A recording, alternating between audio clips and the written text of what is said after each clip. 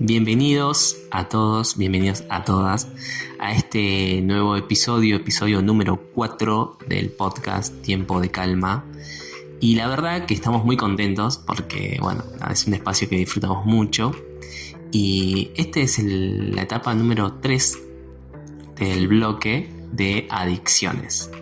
Mi nombre es Sebastián Campos, yo soy coach ontológico profesional, soy operado en adicciones y no estoy solo, estoy con mi coequiper.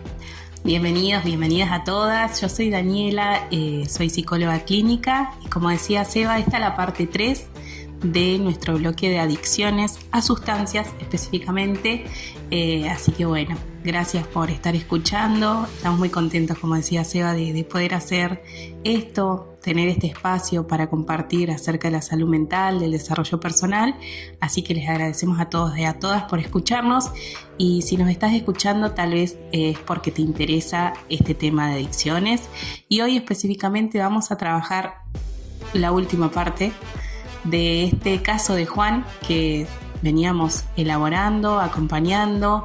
Es un caso ficticio, como decíamos, pero no está alejado de la realidad y es a modo de psicoeducarnos, ¿no? de usarlo como un caso de psicoeducación también. Tal cual, y si no escuchaste los episodios anteriores, podés buscarnos en YouTube, donde lo vas a encontrar como Emuna Tiempo de Calma, o en Spotify como Emuna Tiempo de Calma. Y como decía Dani, venimos trabajando este caso ficticio. ¿Qué buscamos con todo este bloque de adicciones? Que sea algo práctico, que vos entiendas cómo es un proceso, qué es lo que vive la persona y la familia en este proceso y que a la hora de poder atravesarlo o de acompañar a alguien que lo está atravesando tengas las herramientas básicas como para entender qué es lo que está pasando, que es mayormente lo que se tiene miedo o lo que las personas le temen cuando tienen que arrancar un proceso o que no saben cómo hacerlo. Bueno, escuchá los episodios anteriores que hay mucha información y este episodio, ¿de qué vamos a hablar, Dani? Vamos a hablar de prevención en recaídas y reinserción sociolaboral. Bien, pero vamos a definir qué es recaída primero, porque si hablamos de la prevención primero tenemos que definir de qué vamos a prevenir. Bien, la recaída es este retorno al consumo luego de un periodo de estar en abstinencia. ¿Qué quiere decir? Que la persona vuelve a consumir después de estar este tiempo, como decías vos, trabajando en el tratamiento. Bien, ¿no? Entonces vamos a ver a Juan y recordamos que Juan en el episodio anterior iniciaba su tratamiento y en este episodio vamos a ver que Juan avanzó bastante en su tratamiento y como que se encuentra en la parte final también de su tratamiento. Exacto, y la idea es que justamente no tenga recaídas. ¿Puede llegar a pasar en el tratamiento? Sí, lamentablemente sí, es parte también de este tratamiento. La idea también es que la persona tenga herramientas para saber cómo afrontar en caso de que haya una recaída. Lo ideal sería que no, por eso también vamos a hablar de esta prevención. Tal cual, y como lo ideal sería que no, vamos a ver algunas detecciones tempranas de estas señales de recaída, que son muy importantes aprender a identificarlas. Sí. Si aprendemos a identificarla, tanto de la persona que está haciendo el proceso como el familiar, podemos prevenirla justamente. Exacto. ¿Sí? ¿Y cuáles son algunas de estas señales que podemos encontrar? Bueno, las señales previas que podemos encontrar pueden ser, por ejemplo, en este caso vamos a volver a Juan. Uh-huh. Si Juan tuviera cambios en sus hábitos cotidianos que viene trabajando, hablábamos también en el episodio anterior que la persona empieza a modificar sus hábitos. Por ejemplo, no podía dormir, empieza a dormir mejor, tal vez con una medicación, un acompañamiento psicofarmacológico también, empieza a acomodarse en sus horarios, sus rutinas, empieza a hacer ejercicio físico, empieza a comer saludable. Bueno, si nosotros detectamos que estos cambios están retrocediendo, ¿no? Que ya no está durmiendo bien, que se está despertando más de la noche, que abandonó el gimnasio, por ejemplo, no sale más a correr, a caminar, que tiene irritabilidad, por ejemplo, ajá, está muy irritable, son señales, ¿no? Bien, entonces podríamos decir que la persona cuando padece una adicción, normalmente todos sus hábitos y la vida en general está bastante desordenada. Cuando arrancan los procesos o los tratamientos, vamos a lo básico, vamos a ordenar la vida, el día a día, lo cotidiano. Vamos a empezar a ordenar toda esta parte de nuestra vida. El reloj biológico, esto por ejemplo de dormir las 8 horas de noche, trabajar de día, por ejemplo. Tal cual. Y en este caso, cuando ya en un proceso avanzado y empezamos a detectar, por lo que venís diciendo, estas pequeñas señales, ¿no? Exacto. Por ejemplo, vamos a hablar, no sé, del aumento del estrés. También. Lo vemos por ahí más irritable de lo normal. Sí, más enojado, tal vez. Uh-huh. Empiezan a aparecer más discusiones también con la mamá, por ejemplo, que como decíamos que era la que lo acompañaba en este proceso. Uh-huh. Empieza a tener más confrontamientos, a discutir por cosas pequeñas de la convivencia, uh-huh. Y eso no se lo veía antes, o en este proceso no aparecía. Entonces podemos hablar de que empieza a perder cierto control de su vida otra vez. Exacto. También podemos observar señales previas cuando se expone a contextos de riesgo, por ejemplo. Uh-huh.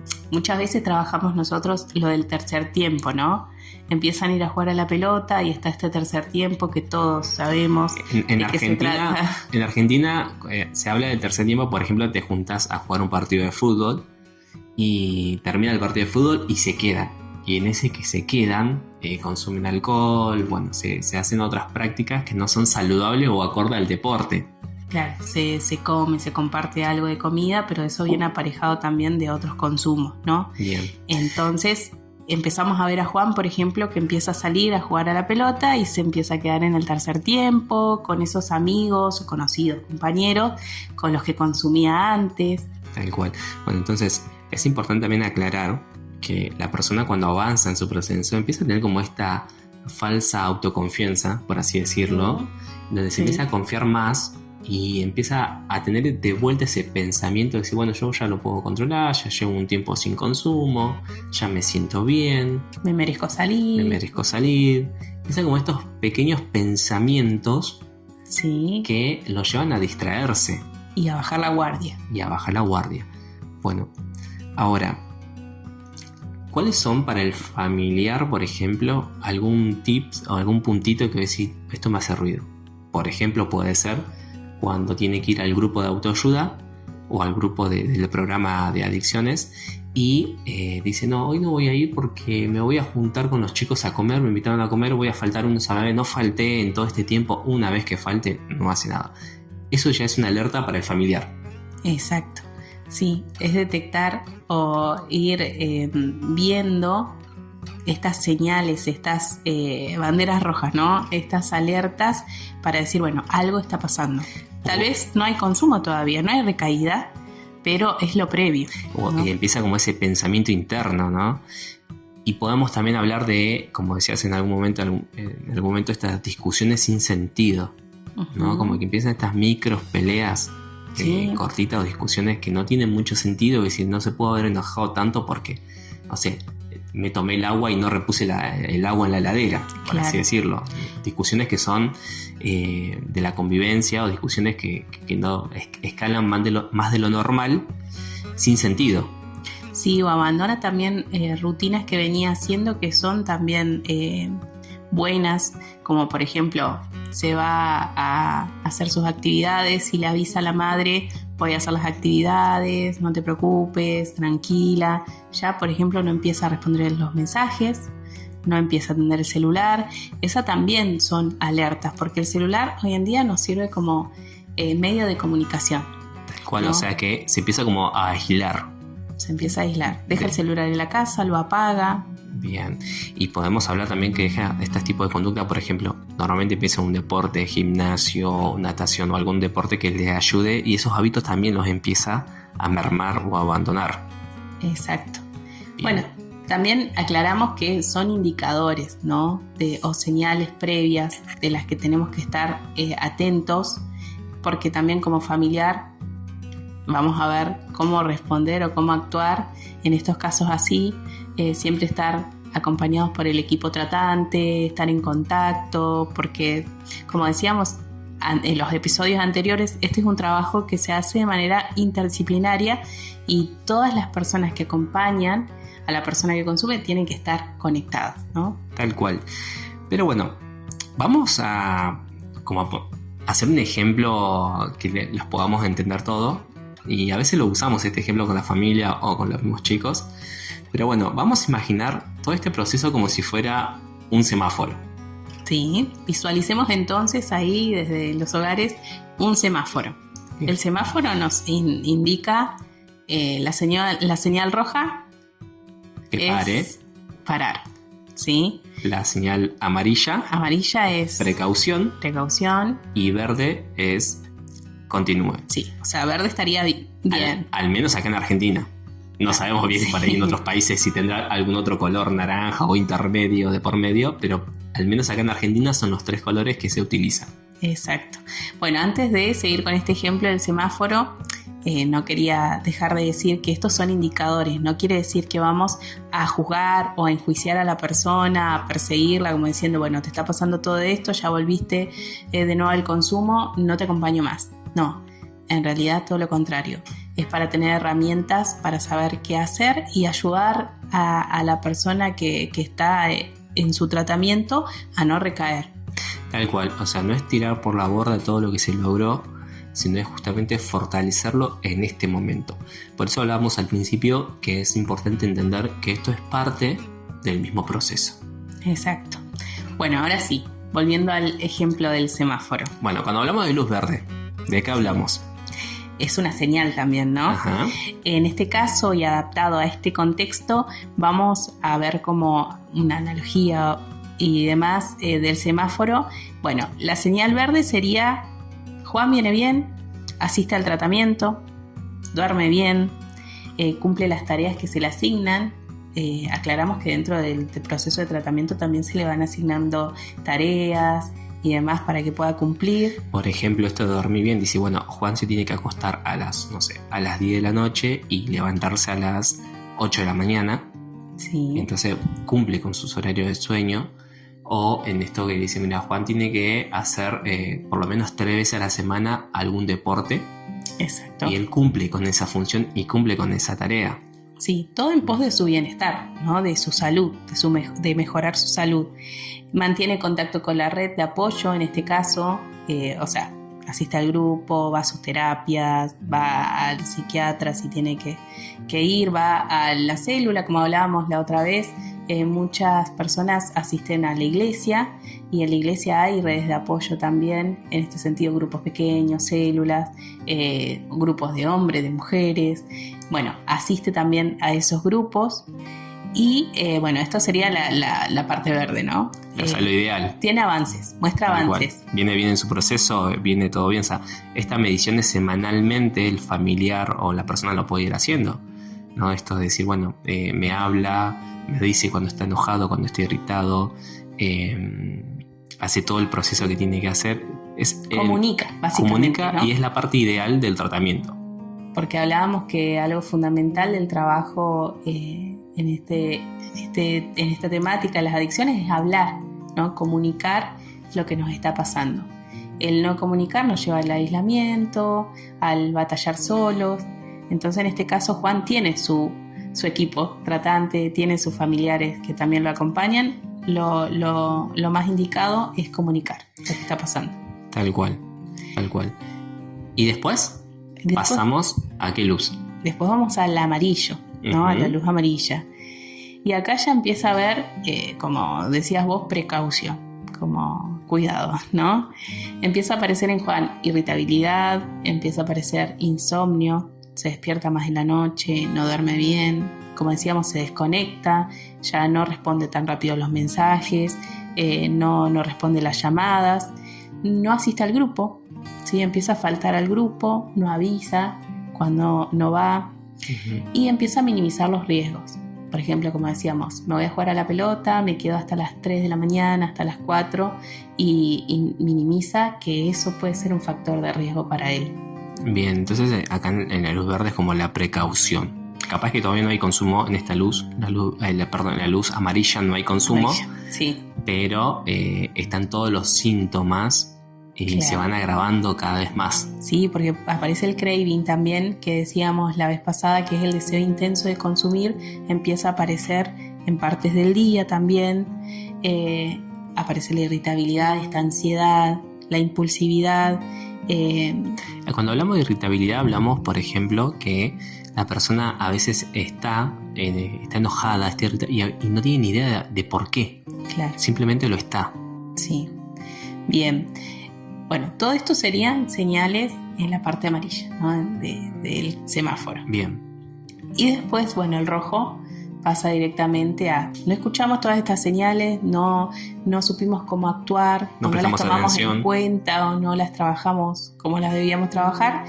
Y en el rojo ya tenemos la recaída, ¿no? El de este retorno al consumo. Bien, o sea que en el rojo ya recaímos. Ya estamos, ya consumimos, por así decirlo. Sí, por eso hay que trabajar mucho la prevención en recaídas, las etapas previas al consumo. Cuando llamo al operador, cuando llamo al psicólogo, a la psicóloga, cuando me contacto con mi mamá, en este caso, que es la que la acompaña a Juan, antes. Bien. ¿No? Cuando estamos en amarillo. Bien. En rojo ya hay que proceder de otra manera. Bien.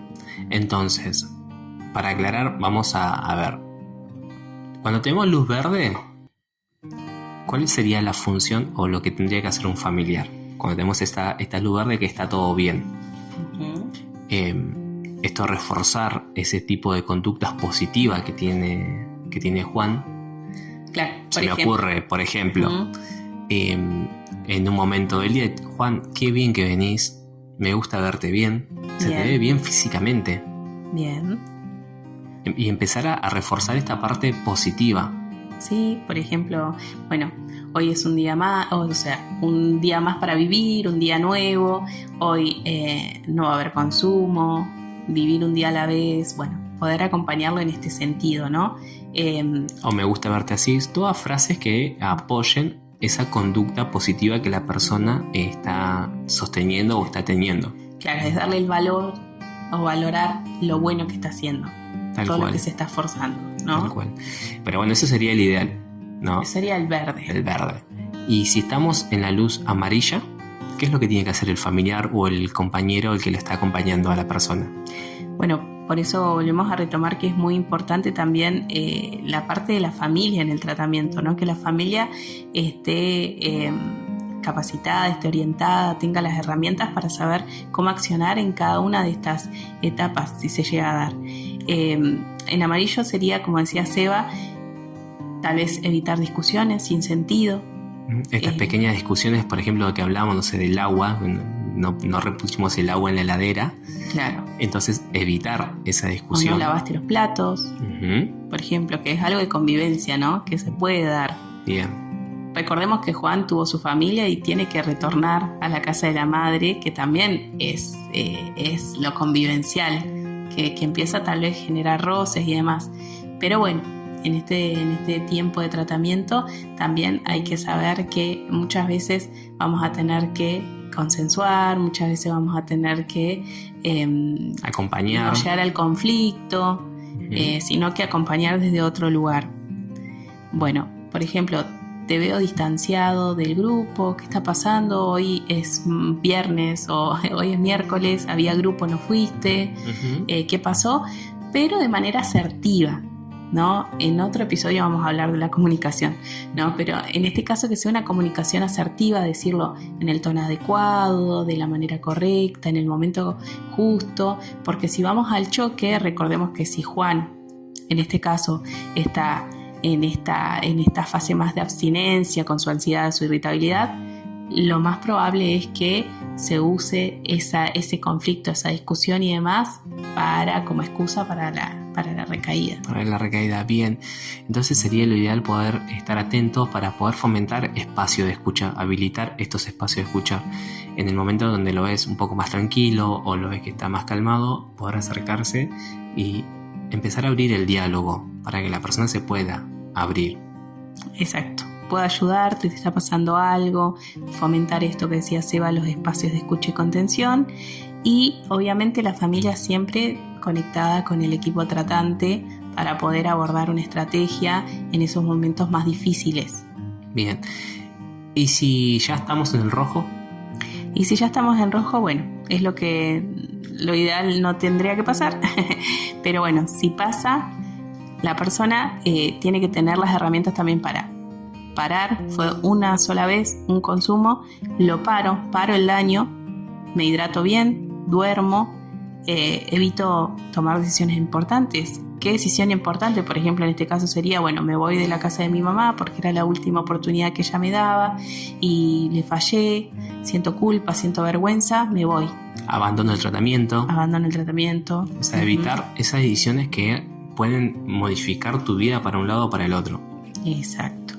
Bien, bueno, entonces, paro el daño, llamo a la red de apoyo lo más antes posible, ¿no? En el momento más rápido que pueda, llamo, vuelvo a retomar mi terapia, vuelvo a retomar el grupo, vuelvo a ir al psiquiatra para que me haga un reajuste del plan farmacológico, por ejemplo, que puede ser también que tenga que pasar en este momento, y dejar la vergüenza de lado, es lo más importante, ¿no? Ese es sumamente importante porque normalmente cuando hay una recaída, la persona no quiere pedir asistencia porque piensa que fracasó y que decepcionó a todo el mundo y tira por la borda todo el proceso que vino haciendo. Sí. Por vergüenza o por culpa, son como las cosas que más aparecen en esta etapa. Y es importante entender esto, que es parte del proceso, que puede llegar a pasar y hay que parar y, como decía Dani, volver a reconectar con el proceso y con los profesionales que están preparados para esta intervención. Claro. ¿Y qué se elabora ahí? Bueno, se elabora qué pasó antes, cómo qué pasó que no escuchamos las señales previas y demás, qué falló, qué no hice tal vez, y qué aprendí, ¿no? ¿Qué aprendió Juan en este caso? Y esta etapa es importante porque cuando hay una recaída, bueno, de esta forma vos podés evaluar para la próxima vez que tengas esta ganas de consumir, ¿sí? Tener esas alertas y poder identificarlas temprano, ¿sí? Y de alguna forma revertir esa situación que fue caótica o que la verdad que no la esperabas. Bueno, sacar algo positivo de eso, ¿no? Y esta pregunta es de ¿qué aprendí de esto? Es sumamente importante para que no te quedes con esta sensación amarga, sino que aprendas de esa acción o de esa situación que pasó y puedas tomar una herramienta más para afrontar próximas situaciones complejas que puedan pasar en la vida. Así, recordemos que el acompañamiento terapéutico va a estar hasta un punto también, ¿no? Y que la persona tiene que poder traccionar sola después de hacer su proceso. Tal cual, si bien es una enfermedad de salud mental, las adicciones, o la adicción es una enfermedad de salud mental, es importante entender que no podemos ser dependientes todo el tiempo de un grupo o de un espacio. Porque si no sustituimos después la sustancia por el grupo o por el espacio, ¿no? Tenemos que tener las herramientas para tener una vida funcional. ¿Sí? Bien, bueno, Seba, eso sería como en resumen, brevemente, puntos sobre la prevención en recaídas. Ahora hacemos un corte y pasamos a otra parte que hablamos también dentro de este proceso de la reinserción sociolaboral, ¿no? Bien, buenísimo. Bueno, acá es importante el abordaje por etapas. Sí. Para que la persona no se termine saturando y se pueda provocar una recaída por esa saturación. Claro, o sea, paso a paso para que la persona no se sobrecargue en este caso y eso pueda hacerlo sentir presión y termine también en una recaída, ¿no? Bueno, y si vemos estos pasos, ¿cómo sería lo ideal tal vez o lo indicado o tal vez lo que ha resultado también en tratamientos? En punto número 1 podemos decir generar hábitos saludables o fortalecer o seguir reforzando estos hábitos saludables que se vienen haciendo, ¿no? Que era lo mismo que mencionábamos anteriormente. Comer saludable, dormir bien, hacer ejercicio físico, generar esta dopamina que muchas veces se busca en la sustancia pero de manera natural, ¿no? Tal cual. Y esto que decía Dani es una frase, bueno, que dijo al principio, que es una frase que por ahí es muy nombrada, que dice que cada día traiga su propio afán, ¿no? Y en esta parte de la reinserción y demás, es importante que cada día tengamos la capacidad de poder sostener los hábitos. En realidad es un versículo de la Biblia. Tal cual. ¿No? Que después, si querés, lo podemos dejar en los comentarios. Pero básicamente es que cada día traiga su propia preocupación. Que cada día nos ocupemos de lo que nos corresponde en el día. Y esto muchas veces también es tomado desde la psicología como el aquí y el ahora, ¿no? Estar presente, porque mañana no tenemos el control o el gobierno del futuro, pero hoy sí. Hoy lo que se nos dispone en la mano para hacer, lo podemos hacer.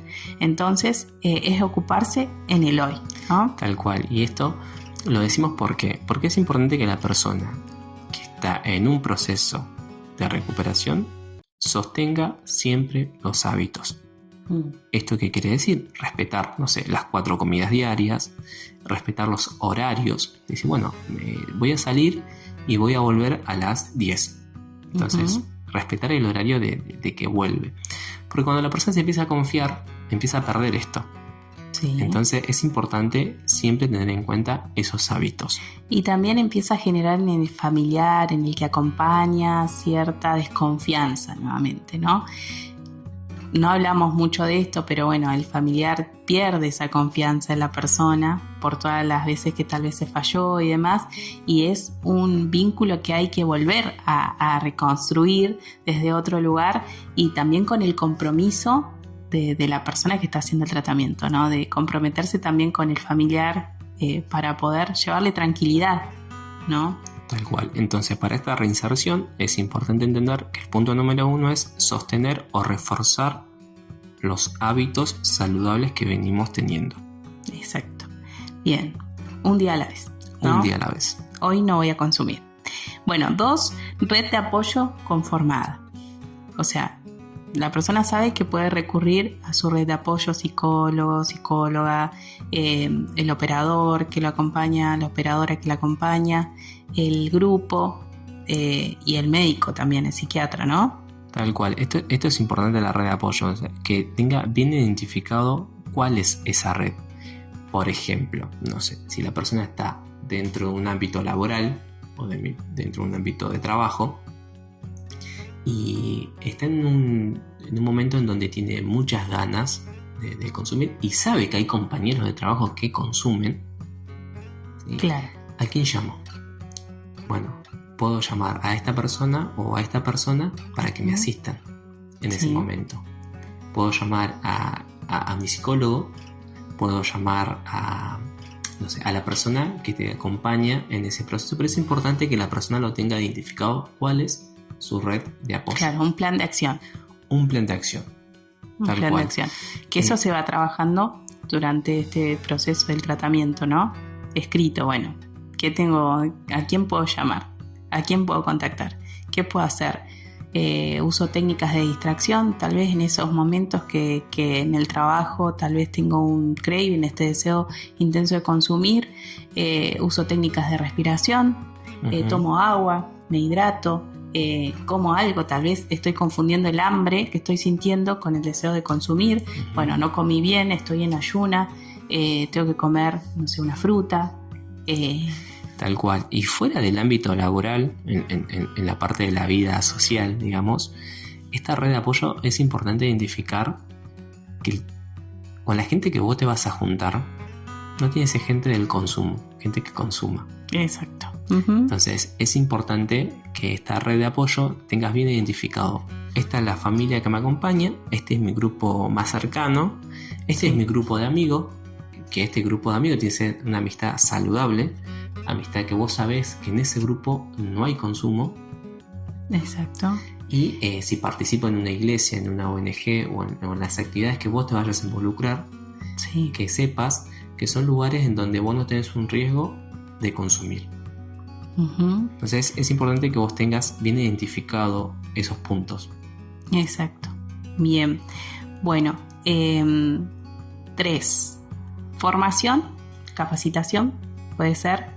Terminar el secundario también. Y puede ser también que trabajemos en la actualización del currículum, ¿sí? Hacer alguna capacitación, algún curso. Recordemos también que en este proceso la persona se va autodescubriendo, autoconociendo qué me gusta, qué no, porque mucho tiempo, pasó muchos años en consumo y también no aprendió a conocerse, tal vez está redescubriendo cosas que no sabía que le gustaban o que tenía ahí escondido, no sé, me gusta la cocina, quiero hacer un curso de cocina, me gusta la mecánica, quiero hacer un curso de mecánica. Me gusta el teatro. Teatro. Entonces es importante que en esta parte de formación o de capacitación sean cosas que a la persona le guste. Puede ser una formación académica, puede ser objetivo académico, decir, bueno, quiero terminar el secundario o quiero empezar una carrera universitaria. También. Algo de oficio, porque me gustaría especializarme, no sé, en soldadura o lo que sean en cocina, o porque tienes algo que a vos te apasiona, te gusta cantar o te gusta actuar y querés hacer esta capacitación para tener más herramientas y porque es algo que a vos te gusta. Pero es importante en este punto que sean objetivos medibles, alcanzables, a corto plazo, porque es importante eso, Dani. Porque si no le alcanzas, si nos ponemos metas muy altas, tal vez de muchos años o tal vez de algo que no podemos tal vez financiar, si queremos estudiar demás, va a venir aparejada la frustración, ¿no? Y en esta frustración puede ser también un disparador de querer dejar el tratamiento, de sentir cierto fracaso, entre comillas, ¿no?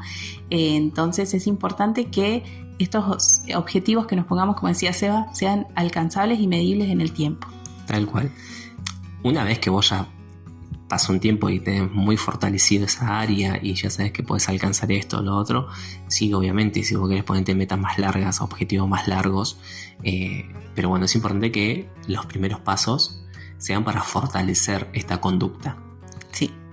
Y bueno, la última etapa sería el empleo, ¿no? Que lo ideal sería que fuera con acompañamiento, que el empleador en este caso supiera de que está en un proceso y que se pudiera sumar a esta red, ¿no? Y articular con él y también darle herramientas para comprender a la persona. Es una línea muy finita porque hay mucho estigma de la salud mental, entonces se suele censurar mucho o la persona no lo dice por miedo a que la despidan o que no le den el trabajo. Lamentablemente como sociedad tenemos que estar más abiertos a que esto pasa, que como decía Seba también es una enfermedad y que necesitamos acompañar, ¿no? Necesitamos tener empatía con el otro. Tal cual. Y en este proceso de la parte laboral es importante entender que lo más importante es tu proceso y es tu tratamiento. ¿Qué quiere decir esto? Que si vas a buscar un trabajo o un empleo, ese empleo tenga horarios que sean accesibles para vos y evitar horarios de riesgo. Sí, accesibles en el sentido de que no me interrumpen el tratamiento. Porque muchas veces pasa esto de no, conseguí un trabajo, voy a dejar el tratamiento porque no me dan los horarios y bueno, la persona todavía no está preparada para poder continuar sola. Tal cual. Siempre es importante priorizar el tratamiento. Y cuando hablamos de horarios que sean saludables, queremos decir que normalmente, y esto por la experiencia que venimos trabajando, los horarios nocturnos son los horarios donde mayormente recaída tienen las personas que están en este proceso. Exacto, y también hay memoria, ¿no? Porque recordemos que en la noche no se dormía, tal vez se salía, se consumía, entonces hay un registro también del consumo. Entonces evitamos esos horarios para que tampoco se vuelvan los hábitos que veníamos avanzando a retroceder, ¿no? Entonces, evitar horario de riesgo. Exacto. ¿Sí? Y después, lo que hablábamos un poquito anteriormente, tener este plan de escape y de acción en el caso que estemos en pleno trabajo y tengamos esta gana de consumir. Exacto. Siempre tener un contacto de referencia, un contacto que vos sepas que vas a llamar y que te van a responder, un familiar o amigo que sepa cuál es tu horario de trabajo y que pueda estar atento a tu mensaje. Exacto. Bueno, se nos pasó el tiempo. Ya estamos sobre la hora, Pero bueno, básicamente lo que queríamos compartir con esto son herramientas prácticas, como decía Seba, por eso pusimos un caso como educativo, que es el caso de Juan, para poder explicarlo mejor o que se comprenda mejor. Déjanos en los comentarios si hay algo que no alcanzaste a comprender o que podemos explicar más y lo podemos hacer de manera también privada o en los comentarios o responderte. Y nos quedó adicciones comportamentales afuera. Sí, es un tema que tenemos que trabajar. Nos abocamos a adicciones a sustancias en este caso, así que en otro episodio, tal vez si invitamos a alguien también, vamos a trabajar adicción al celular, al juego patológico, a juegos en línea, las redes, así que bueno. Sí, es un tema muy amplio, nos faltó familia también, pero bueno, son temas muy amplios que en algún momento vamos a retomar y a tocar. Nos quedará para otro episodio. Pero bueno, es importante que entiendas que la adicción es una enfermedad de salud mental, pero que tiene un proceso y que se puede salir adelante. Exacto. Que no define el resto de tu vida. Entonces es importante que entiendas eso. Que si bien te vas a tener que cuidar toda la vida, porque es como una diabetes, la persona que tiene una diabetes no tiene una cura, o sea, va a tener diabetes y aprende a convivir con esa enfermedad. Exacto. Pero bueno, una persona de diabetes sabe que no puede ir a la panadería si le gustan las facturas. Claro. Entonces no puede comer facturas porque le hace mal a su cuerpo, a su organismo. Bueno, la adicción es lo mismo. Aprendes a convivir con una problemática, con una enfermedad, y sabes que hay lugares en los cuales vos no podés estar. Exacto. Porque necesitas cuidarte. Tenés que cuidarte. Exacto. Así que bueno, esperemos que te haya gustado. Sí, también algo que no queremos dejar de decir, que la parte espiritual es muy importante y que nosotros hemos visto que hay recuperación completa cuando se aborda esta parte también. Así que, bueno, en otro episodio también hablaremos de esto y tratamos de resumir lo más que pudimos para poder darte herramientas. Pero bueno, se nos acabó el tiempo. Tal cual. Y en el próximo episodio hablaremos de otro tema. Así que bueno, muchas gracias a todos y a todas los que están escuchando y no duden en comentarnos si quieren que hablemos de algún tema en específico.